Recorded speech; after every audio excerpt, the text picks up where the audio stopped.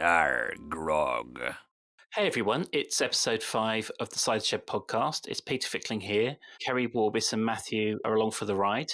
We're not going to bother with personal news this week because I just want to crack on talking about Monday, which was personally one of the high points I've ever experienced listening to The Archers. It was amazing. It was a real triumph, honestly. I think part of what made it really good for me was the pace of it. It never let up. It was just bang, bang, bang. Excellent stuff the whole time, starting with Lee and Helen, which is a surprise. So Lee was going mad, wasn't he, about having to be naked. And Helen was surprisingly chilled out about that. I felt quite heartened because I liked Lee and I liked Helen, and I pinched myself, slapped my cheeks, came back. Yet no, I'm still liking them. I'm still enjoying their company, and they were logical. Their reactions were natural. They behaved like two normal human beings for about 5 minutes. We got to imagine, we said before, hard to imagine them being a sexual couple, and then she said, it's not like I haven't seen you naked.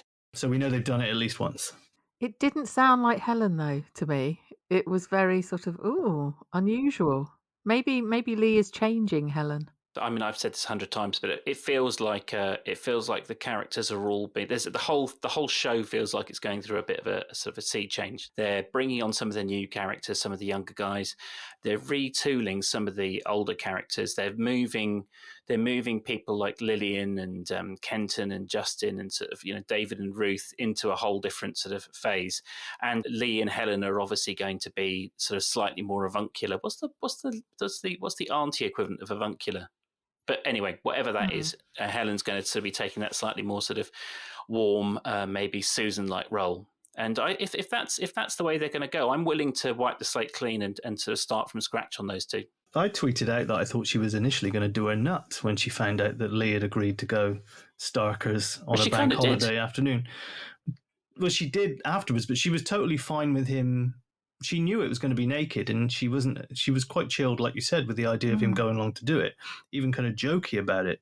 Yeah. I thought afterwards, there were large periods of Russ shaming in this episode. Yeah, Lizzie was a cow. I was picturing Lizzie in like some dominatrix suit. She was giving Russ such a hard time. He's either he's oblivious to it or it just knocks off him. No matter how many times she tried to shame him, you didn't get the screen ready, thanks to Freddie, and everyone's coming thanks to Freddie. And, I thought it was quite bizarre. I like the bit. It's very public. Yeah. And when she said to him, that's two life models you've lost in a week. I was imagining these kind of waif-like naked figures running around the grounds of Lower Loxley. Like you see them and they duck behind a tree.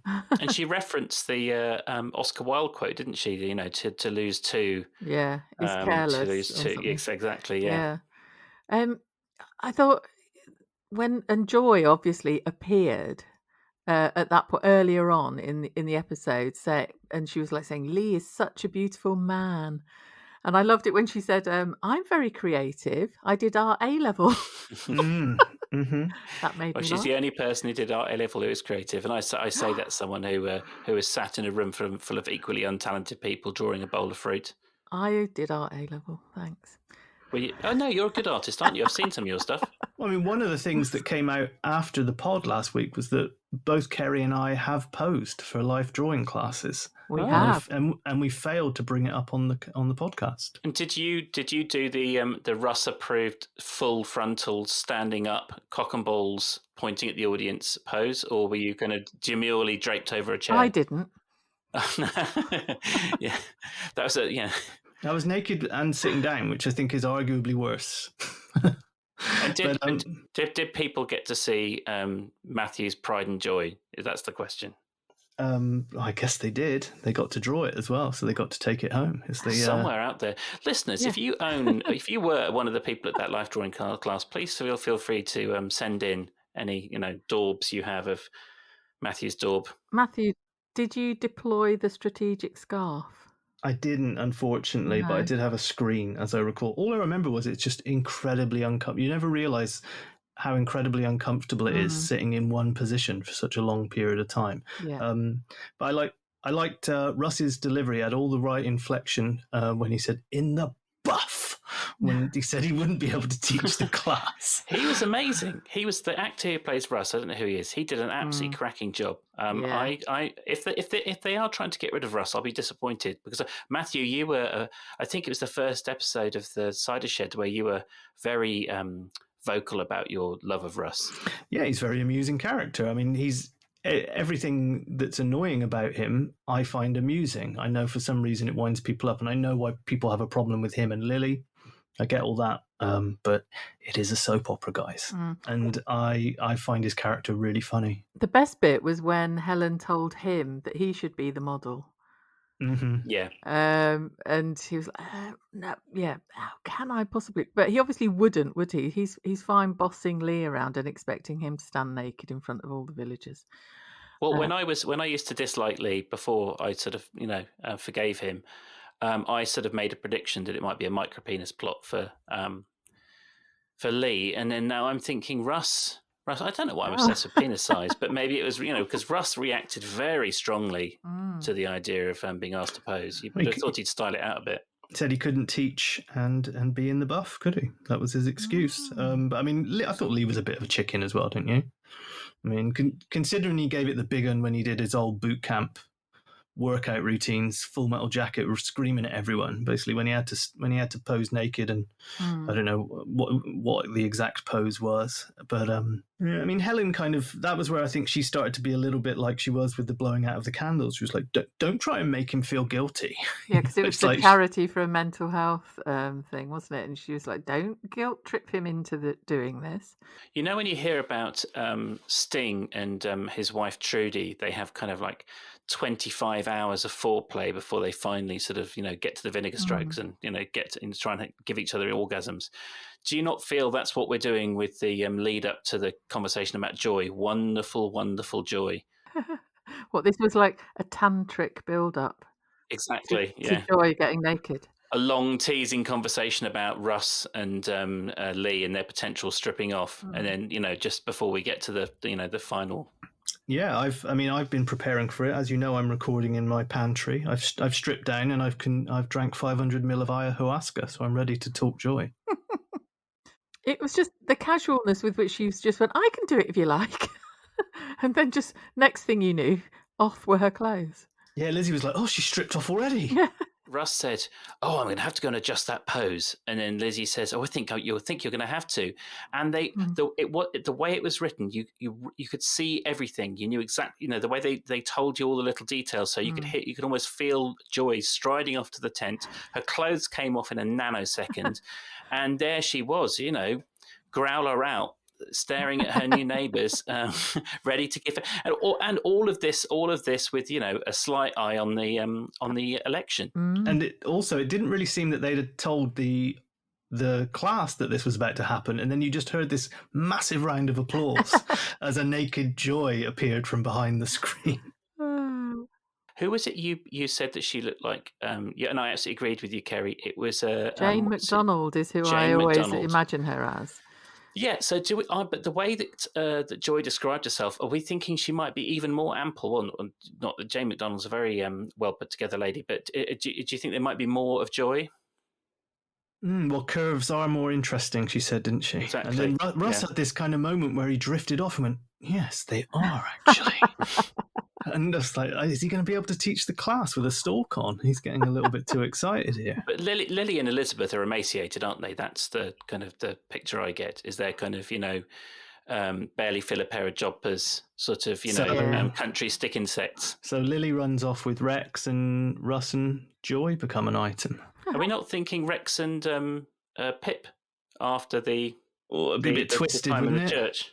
Well, there's previous, isn't there? It's the Archers, Matthew. I didn't understand why Lizzie was a bit twitchy in the eye about Joy saying, "Can I put my leaflets on the board?" and stuff. And then she went, "We can't be seen to be showing bias." And then a little later, it was all fine to do that if she did a speech for the parish council thing, wasn't it? I guess it's natural. I guess we're all inconsistent in our way, but when you listen to the Archers, it does sort of come across very strongly, doesn't it? It's like Lizzie can get incredibly pompous about some very sort of minor details, and then sort of be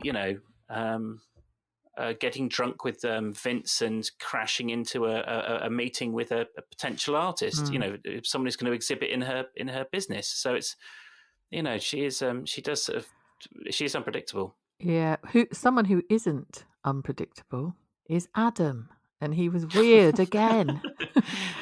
You know, the weirdness of Adam will never die. He did angry Adam this week, didn't he? With Brian. Oh my God. He was the second growler in Monday's episode. He just spent the whole time grumbling and growling. You could have given me a heads up, Brian. The sense of ownership he has over the people who work for him is very strange. Like, yes, Jazza was offered more money to go and do something that's obviously more interesting. So what you do is you march across the village, you look him in the eye, you say, how can we make your role more interesting? Can I give you some more money? And if that doesn't fit within your business model, you just lick your wounds. You don't have a temper tantrum about it and start, you know, haranguing your father-in-law. He was losing someone else at the same time, wasn't he? There was some other person. Was it Igor or Eli or something? Igor is the guy who answers a door on a stormy night when your car breaks down. Igor's not into aquaponics, really, is he? There was one thing where there was a cutaway. I mean, you had Brian said, I didn't tell you in the first place because you'd just be huffing and puffing about it. Which I think was a perfect description of Adam. And he was moaning because Jazza has paid leave, to which Brian said, like, well, he's perfectly entitled to it. Yeah. And then they cut away. I guess probably if it was Monday's episode, they cut away to either Lower Loxley. When it came back, Adam seemed to be talking to the fish. There was no one in the room or no one. And he was like, oh, I suppose I'll have to place the ad myself now. And then Brian suddenly went, Adam? So he'd obviously been on his own and he didn't end a phone call. So he wasn't talking to Ian. It was very strange. And then he asks him like how many orders have you got for this wonderful business idea you've got? 0. Yeah. And then Brian had to gently explain to him, well, like 0 orders is pretty shit, Adam, actually. Well, Brian's never very sympathetic, but he is quite kind of he is quite good at sort of seeing other people's point of views, even if he doesn't care, he doesn't act on that kind of understanding. Yeah. But, you know, he understood Jazza's point of view. He's quite ruthless, and, you know, it's like, okay, your business isn't making any money. And you would have thought that after all these years that Adam would have just realized that, you know, no matter how selfish Brian can be, there's no agenda when it comes to the farm beyond making money. Yeah, he said, didn't he? You know, Alice wouldn't throw good money after bad like you are, Adam. And everything Brian said seemed to make sense. And Alice has been, despite obviously her well-documented problems, she's been good on the farm. Adam has commented on that. Brian has commented on that. I mean, she could obviously be a lot better at everything in life if she was, you know, able to calm down on her drinking. But she's been competent on the farm. I just, you know, it's not like she's, you know, if at the end of this week, I'm sure Adam would at that point would hold some water. But at the beginning of the week, it was just a ridiculous thing to say. Yeah, because for Brian to say, you know, Alice is pragmatic, grounded, and has her head screwed on, it goes to show that Alice has fooled him. I mean, he might have slightly rose-tinted spectacles because, you know, he adores her. But she has held her own in that regard, pretty much, hasn't she? Business-wise. I mean, there was a few. They were almost reminiscent of the lines that Kate had a few weeks ago about the quiche. That Adam said something like, "You would never treat Alice like this." And it was, come on. It's just bizarre. But, you know, and then he said, "Did chip off," when he was singing her praises, he said, "Oh, chip off the old block." And he said, "Oh, I didn't say that." And he's like, "Yeah, it's implied, wasn't it?" Do you think as regular listeners that we just see too much of that stuff? So obviously they've got to put in enough of these kind of bits of plot exposition so that the more casual listeners can kind of keep up. It's like, oh, I see. Yes, Alice is being framed as the goody two shoes, but we know that she's but because we're these kind of like bizarre obsessives, part of this strange community, bizarre obsessives, we're absolutely saturated in all this detail, and so perhaps a little bit more intolerant of it. Not really. I know what you're saying, but I think it's so clangingly in your face. Even if you came across this as the first episode you'd ever heard, you'd think he's a dick when you heard Adam, wouldn't you? And you think, oh, Brian, you know, he's very confident. You know, you can read all of them pretty much like a book, I think, in this particular episode. I love hearing you talk about Brian or being so unreasonable about, using in your defence of Brian, because it just makes me feel a lot better about what I'm about to say about Emma later on. Okay, good. Yep. Yeah. Because I will be equally as gimlet-eyed in my... Yeah. Emma channeled, I mean, we talked about in the past how she's like UN Secretary General material, but tonight she kind of fused that with Peggy Mitchell, didn't she? Well, she's protective of her brother, isn't she? We're recording on a Thursday. We normally record on a Thursday. It's only been a couple of hours since the episode, and I kind of knew it was coming, but I still wasn't prepared. It felt like an all-out assault. I felt very beaten up and damaged by the whole thing. Yeah, it seemed to ramp up really fast, and it started. There were only a few seconds at the beginning of jolly preparation, and I knew the minute I heard that there was a tear in the christening gown. That's always a bad sign, isn't it? A portentous omen. Oh, I see. You thought it was like a raven flying from the tower. Oh, yeah, definitely. Yeah, it was a sign, a clanging sign like they do in the Archers. I'm afraid I fell for their magician's trick of look at this hand, look at the distraction over here, look at Alice turning down the bottle of champagne. I fell for that hook, line, and sinker. I felt the reason she was asking her to sew a bit faster was for her to vanish so she could neck something, and that turned out to be true, didn't it? Yeah, I'm very naive and optimistic when it comes to the Archers. So I was going along with all of their misdirection. Yeah, she did do well to turn that away, and Jennifer was like, no, keep it. So and so bought it for you. What will they think? They won't think anything, Jennifer. Just take it home. Listen to her and do what she's asking. The actress who plays Alice has been remarkable the last several months, but I thought the guy who played Chris was just amazing today, absolutely amazing, because he sold the drama so well, so that you were completely immersed in it, and sort of like wrought and upset by it. Yeah, I mean, especially he said that she nearly dropped the baby, didn't he? It's obviously. He found the miniatures firstly, didn't he, in the bag? Yeah. And that was a tense moment because you thought, oh, Chris, are you being OTT here? Are you putting on too much pressure? And then you heard the little chinking of the bottles as he rummaged in the bag and thought, oh, God, it's true. No. And she had already had some. And she was like, no, I'm fine. I just need them to get through today. So, and then at the church, he said, she's dropped the baby. She's drunk. Straight away he was telling Emma, wasn't he?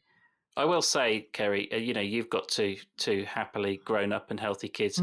After a few months, dropping a baby doesn't seem like quite such a big deal. You've probably dropped it 10 or 12 times by then.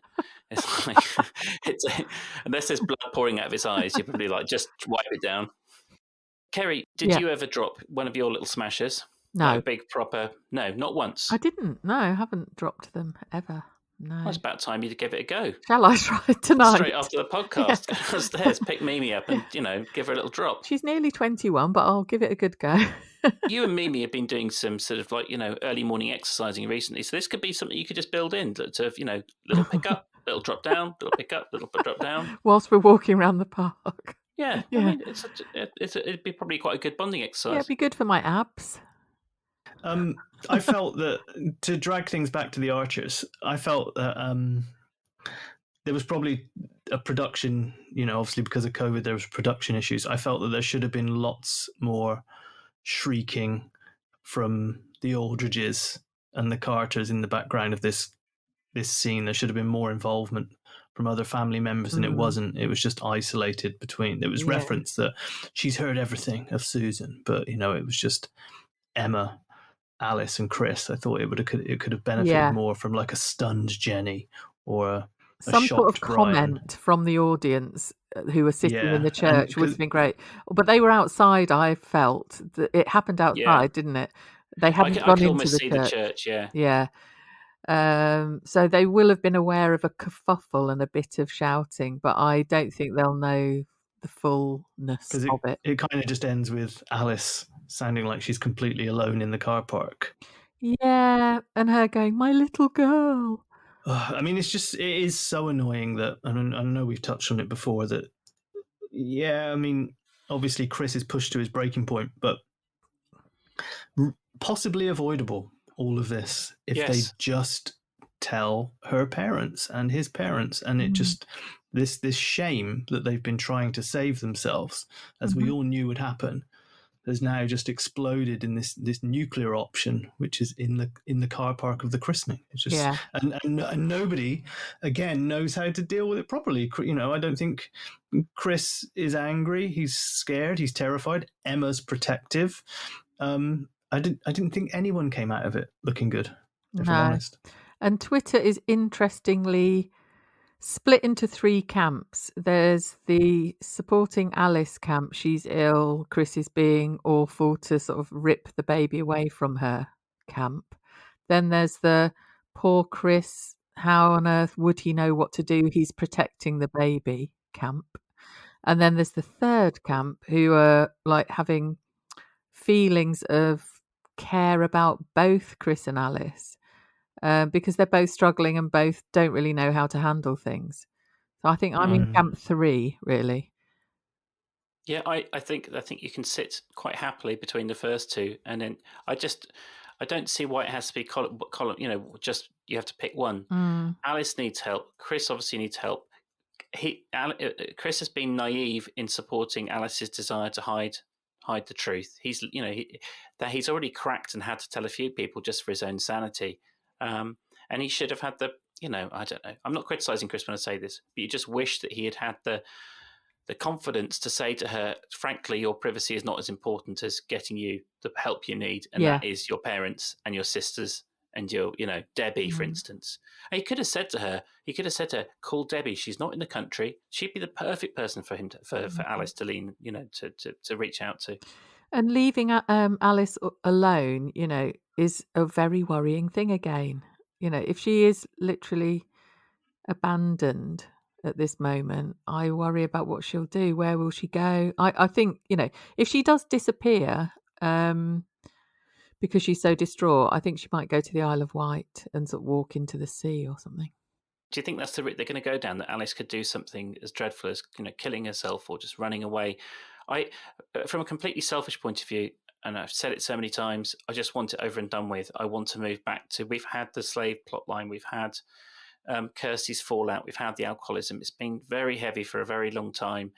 But I'm hoping that the alternative is that Alice will go back to Jenny, and Jenny will do a fantastic job of picking her up. And the only other thing Alice related that I wanted to mention from my part, what did you think of her reworking of Hush Little Baby? Oh, quite nervous because when she said, if that diamond ring don't shine, Mum is going to pay your parking fine. I thought she was saying Mum is going to neck a bottle of wine. I didn't remember that at all. I completely zoned that out. I think was that the second one of the week? That was when she was she then looked at the photos of the Isle of Wight, and she said, I've been thinking about Martha's future, and I just see a big black hole of nothing. The thing is, obviously I massively sympathise with Alice's predicament, but the way, in her moments of sobriety and reflection, she sounds, it almost, I don't know, it's weird. I'm trying to think of the right way of putting it. She doesn't sound like Alice. So, have we been listening to a relentlessly pissed version for the last how many years? Just this last couple of weeks, there's been a whole extra side to her personality. And I don't know enough about that level of alcoholism to sort of make any comment. Yeah, that's interesting, Peter. That is an interesting point. I hadn't really thought about that before, but you could be right that. But also, I was wondering, when she had the miniatures, I was thinking, well, has she been doing this quite a lot all the time and he's not noticed? They did do that to us for several months because they basically revealed that we'd been given vignettes and glimpses into her drinking. We hadn't been given, we hadn't heard the full horror. On microphone. So they do seem more comfortable with that than new script editors, which is fine, but it does get a bit confusing because obviously, you've got the different writers, we've got for you 4 decades of knowing some of these characters, so it is taking some getting used to. But anyway, I am finding Alice's personality jumping around a bit confusing, but I am trying to take it seriously and sort of imagine that it's imagine they've done the research and trusting they've done the research. But my point really was about the miniatures and stuff. Do you think she has actually been drinking all this time whilst having? That's what I took away from having new Martha, because she said I needed it for this event, which is the christening. But it's like, I bet you've been doing more of this. Well, she said to Harrison, didn't she, a couple of weeks ago, she was very clear that, it was like, she was a bit drunk, but she was just kind of like, well, what's the harm? Chris has taken her away, so it's the perfect opportunity. No, it's not going to do anyone any damage. So I think she'd negotiated. She's obviously got these negotiations where she's like, well, it takes me this long to sober up. I can have this much to drink and no one will get hurt. Yeah. Which is a bit sad. It was a bit desperate when Chris said, "Look, have a coffee," as if that sobers you up, which it doesn't. Start drinking water and then have a coffee. Yeah, I mean, it was a bit. It wasn't going to go well, was it? When they talked about going back to the Isle of Wight, she overruled Chris's building of the sandcastles on the basis that she's the engineer in the family. And he was like, I'll just do kayaking and picnics, which sounded a bit chaotic to me. Well, I mean, I know that Keri's already got some kind of dramatic scene where she's taken a flight to San Francisco and she's going to hurl herself from the Golden Gate Bridge. But I am hoping that we're going to have a clean Alice, achieving her full potential and living a kind of a sort of more adjusted and humble life soon. But I mean, do they have time for it? Do we have time? Because they've taken it all so seriously. Do they have time to do this properly? And for us constantly to have to check in with Alice and hear all the different stages and hear the 5 or 6 relapses as she gradually sort of like steps backwards and forwards towards, long-term sobriety. Yeah. One of the real stumbling blocks I have with this drama is when Chris gets angry and or upset. His voice just really reminds me of Mackenzie Crook playing Gareth Keenan in The Office. Yeah. When David Brent leaves and he starts, that's it, that's the end of the team then, isn't it? I just can't take it seriously. My West Country accent does come on a bit when I've been exposed to a bit of the, the Wurzels, so a bit of Chris or something else. And the Cadbury's Caramel Bunny, is she Norfolk or is she West Country? I think she's Somerset, isn't she? Right. Okay. Yeah. So again, like if when there's been a particularly strong push for Cadbury's Caramel, I do go a little bit West Country. But but listen to Matthew. It's a strong and powerful accent, something to be enjoyed. It's like having honey poured into your ear. Exactly. And who doesn't love that? Yeah, that's a very good point. It sounds like a medieval form of torture. It's one of those things that the Indians do to you in the desert. Yeah, you have you have hot pokers put places, and you get drowned in marmalade or honey. That was what happened to kings and people, wasn't it, in the past, wasn't it? Who was the one who got sodomized with a red hot poker and then drowned in marmalade? Paddington Bear. Yeah. That's in the 3rd movie. Oh. Yeah. Play the DVD upside down, and that's what you get. Yeah. Speaking of voices, though, Emma went really dark voiced when she was shouting outside the church. There was something sort of otherworldly of the protective anger over Chris. Yeah. Did you hear that? Proper sort of almost growling. I preferred it when she was shouting at Pip and Rex. Yeah, I could imagine she took Martha, didn't she? And I could imagine Martha's being held away and she's turned to Alice and she's unloading on her. And I was like, yeah, she's really angry. I think that's kind of that thing where I said that, I understand she's upset, but I meant that a little bit when I said nobody came out of it well. In that, you're not going to, is it going to help this person? Talking to her like this? I know you need these kind of shocks and these truths, but not sure it was. I know Emma's the greatest person who's ever lived in reality or fictionally, but I did find there was a slight lack of empathy for Alice. She's a mother. She's part of her personal brand as being this incredibly sort of family oriented, sort of driven by compassion and love person, and she's also had all these very intimate conversations with Alice recently. So she's not like anyone else there. Suddenly, like, oh, what? But Alice has been drinking, and she's been around the block. Surely she understood that Alice's drinking was a bit worse than Chris had told her. So I did think that she showed a failure in empathy. Yeah, and do you think in real life would that have actually happened? Like, let's imagine that's us with a relative outside a church, and there's loads of people waiting inside the church for the christening. And Alice, she wasn't arsehole. She had drunk, and that is wrong, and we wish she hadn't drunk. But would you not just go like, "Come on, we can do this"? You'd get through it, wouldn't you? We need to deal with this, and then deal with what's going on here. There's people waiting. We've got. Or do you think you would have this massive Barney and snatch the baby? And I can't really imagine that happening. I think you would put your arm around Chris, you would pull him off to one side, you would hand the baby to Jennifer, and then someone else would go and comfort Alice, and you would just sort of like you would just create some distance, and but it doesn't make good. It doesn't make good drama, does it? So I mean, to loop back to where we were saying, like, where does she go? I think Monday's episode starts, and she's at Jenny and Brian's. That's what I think. I think she's just marched straight towards the pulled pork and slaw, which is just lying redundantly. Yes. Do you think we're going to have a Damascene moment for Brian, where Alice holds a very kind of like well polished mirror up to his influence in his life, and he has to, or Jenny? No, Jenny's going to insist that Brian gives up drinking when Alice comes home. She's going to make it a dry house, and Brian's going to have to go cold turkey. He's going to have to sneak into the polytunnels with a Rorschach, isn't he? Is that the name of one of the workers? Yeah, a tunnel is a traditional Romanian name. Yeah. Anyway, test biscuits. Well, this is the thing. So next week we're going to be treated to a lot of Susan and a lot of Jenny. I think that was what the whole test biscuits thing, wasn't it? It was to sort of get us kind of warmed up for some Jenny on Susan action. And yeah, they did sort of kind of these weird sort of Rorschach tests. It sounded absolutely dreadful. These weird kind of amorphous blobs with sparkly and glittery icing on top.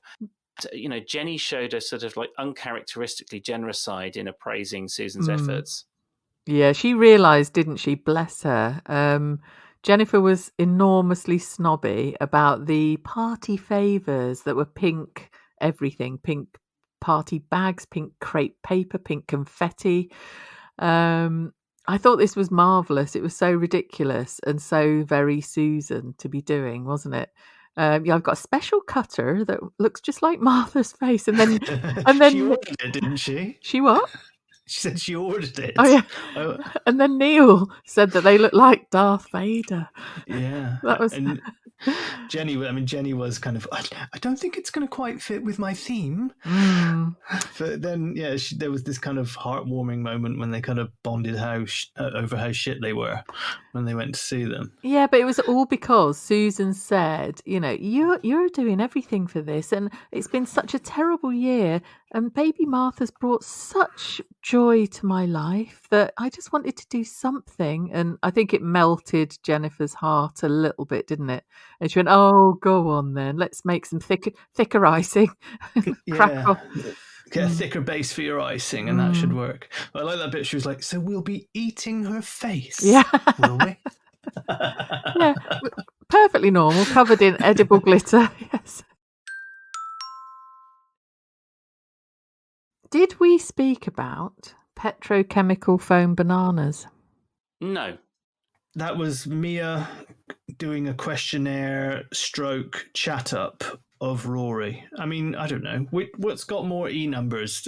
Susan's biscuits or foam bananas? That was unlistenable, that whole bit. I mean, I liked Rory, I liked Ben, I liked Mia, I liked them in general. But just the agony of listening to a teenage girl sort of clumsily trying to gain the attention of an older man. I'd like to interview you. It was just so bad. I'll come back in an hour. And then Ben was there, wasn't he? But that's exactly what Ed told her to go and do, wasn't it? Go and talk to him about petrochemicals. And she was like, that's ridiculous. And then the next week she's doing it. Right. And it, to some extent it worked. She did have the conversation with the guy that she fancied. But I just, it was so painful. It was so awkward. And I felt so bad for Mia. I just hope that Rory is gentle. Yeah, there was that nice bit, wasn't there, where Ben said, "You just need to be careful," and he went, "What of?" And he went, "Well, her feelings." So he was looking out for the situation, Ben, having pointed out to Rory the thing that he hadn't. Yeah, dear Archer scriptwriters, we get it. Ben's a good guy. All right, you can calm down now. The message has been very clearly delivered. Yeah, the mockery kind of it sounded like he was just going to be cruel, and and then he did kind of come around and say, you have to be careful about her feelings. And it was nicely written as well and acted, because Ben was kind of there in the background, kind of doing some little kind of sarky asides. Yeah, that's funny, Peter. You just said it was very well written, and I said it was terribly scripted. So, let's have an arm wrestle and see who wins. I like the way that Ben was written, I think, is what I was trying to say. I'm not. Okay. I'm. You know me, Keri. Once or twice a year, I've got the courage to disagree with you. But it might have been today. But no, it was more just the fact that they sort of kept Ben in the conversation in a natural way. Like, it wasn't kind of like, and now I turn to you and you listen, and now I turn to you and you listen. So it was. She was noticeably disappointed that Ben was there, wasn't she, when she returned with her fake questionnaire, which is probably I don't know what's actually on that piece of paper. I do hope she doesn't get sort of heartbroken, because it is devastating. She's 15. Yeah, that's my question. He's what, 18? Older? 20, I think, isn't he? Is he 20? No, you're right. He's older than he's 1 year older than Ben, isn't he? I don't know what I'm talking about. Shall I Google it? Well, Ben's done a year at uni, hasn't he? Well, the actor does not look like I was expecting. It says he was born in 2002, so 19. I shouldn't have Googled him. I don't like knowing what they look like, the actors look like. And they need to update his portrait as well, because they've got him in this kind of slightly sulky, kind of entitled stance. But obviously these days he's a lot more sort of gregarious and sort of light-hearted. Yeah, I've seen pictures of Rory. But Google Ben, that's always a treat. Oh yeah, but you've got but Ben's famously good looking, isn't he? Yeah. Okay, I'm gonna have a look at him. This is my Yeah, and I don't get it. I'm sure he's got a very pleasing face, but okay. he looks like a handsome monkey. Just because he doesn't look like you, Peter. I guess we're handsome monkeys. What? Just because he doesn't look like you. I consider myself to be a very deeply average man, but what's Mia's younger brother called, by the way? Oh, the one that stayed. If you Google him, it just comes up as a yellow silhouetted figure sitting next to a stile. Does it? Yes, because they haven't got an actor, but they've bothered to put a backdrop and a silhouette. It's very, very creepy. Mm. Is he made of biscuit? Have you found the spooky silhouette, Pierre? No. I gave up on the cyber stalking of the various young actors, biscuit shaped or otherwise. But I think, in summary, this week was quite a treat. I think the writing of it, the acting overall. I know Tuesday took a bit of a dip, but it was a rip-roaring week, I think. The standard has got so high that I think we have become a little bit entitled. So, in when I first started listening to The Archers, I think a week like this, I would have kind of probably, it wouldn't have even recognised it as being the same show. And so, yes, especially, maybe it's because they're condensing everything into these sort of like 4 episodes a week. But Tuesday was a bit weird. But then also, without at a subconscious level, there was all kinds of textural details and layers that probably fed into our enjoyment of today's episode. And also, there's no way they could have done 2 Mondays. It would have been too much. Yeah. Yeah, you would have just been spent after that. And remember, last week had the time capsule and Lillian and Justin in it, so we were spared any of that. So let's be grateful for small mercies. Yeah. Yeah, I was having. I had a bit of a rush on Monday's episode.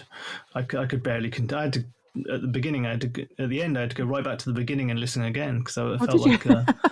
I felt like someone who's lived in a cave all their life suddenly going to Times Square at night. I was just looking around at all the bright shining lights and all these voices that were firing from different directions at me. Oh, Matthew, you are easily pleased. I'm sat in a pantry right now and I'm having a great time. You are. So Matthew, you've recorded. How would you rate now that we're sort of winding down towards the end of the podcast? How would you rate your pantry experience? Do you think you're going to be back in the pantry next week? Well, let's see. I've had a good time. I hope all the non-perishable goods have enjoyed it as much as I have. I might try and improve my line of vision next time. It's a bit boring at the moment. What, looking at sardines? Looking at some sardines and some corn flour and tapioca. I need to improve it a bit. Well, I was talking about personal branding earlier on. That was some very powerful work from you there, Matthew. And Keri, are you content? Yeah, very content. I'm here with my amber and patchouli candle on. Very nice. In my bedroom, in my boudoir. Patchouli? Is that? I mean, patchouli was very much the essence of like leather-clad heavy metalers, goth, grebos when I was a teen. There you go. Tick, tick, and tick. It packs a punch. Yeah, still to this day, whenever I pass someone and they've got patchouli on, I have this very weird teenage, what's the word? Sexual arousal.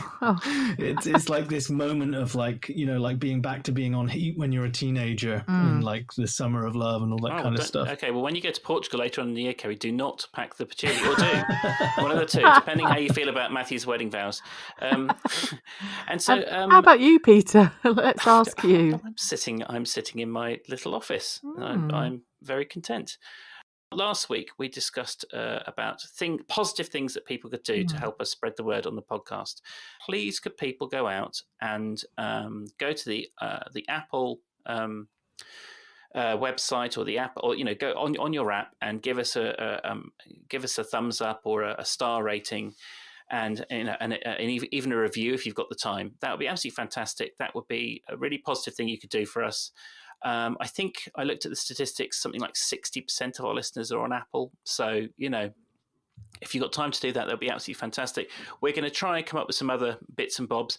Keri has been sending out some hopefully amusing memes that we've been creating to go with the podcast. So if you could forward those, that'd be fantastic.